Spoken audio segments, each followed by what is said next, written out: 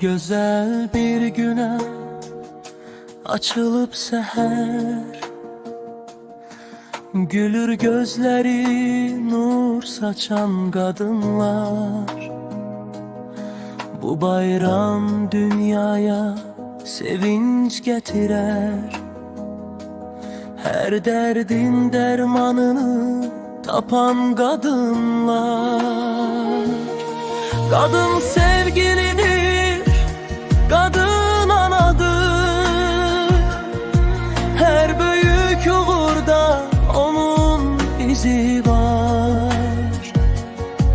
Dünyanın en hoşbəxt insanı odur, kimin ki şipşirin şıltaq kızı var.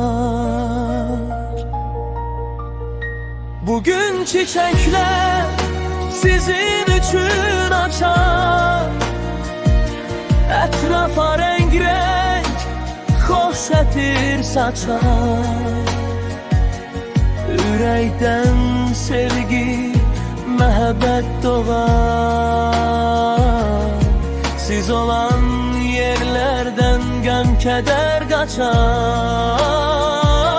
Bugün çiçekler sizin için açar, etrafa renk renk hoş etir saçar.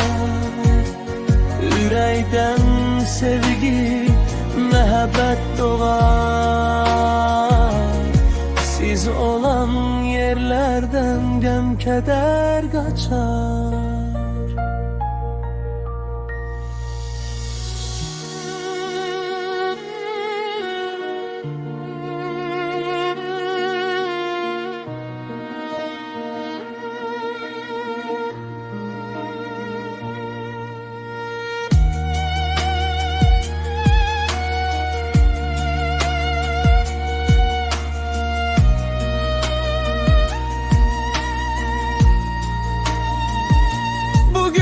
Çiçekler sizin için açar, etrafa renk renk hoş etir saçar.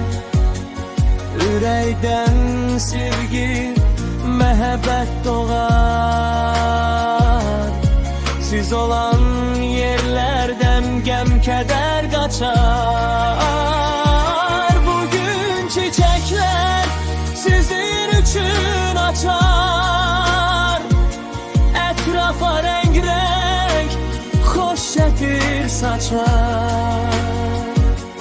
Ürəkdən sevgi, məhəbbət doğar, siz olan yerlerden gəm keder kaçar.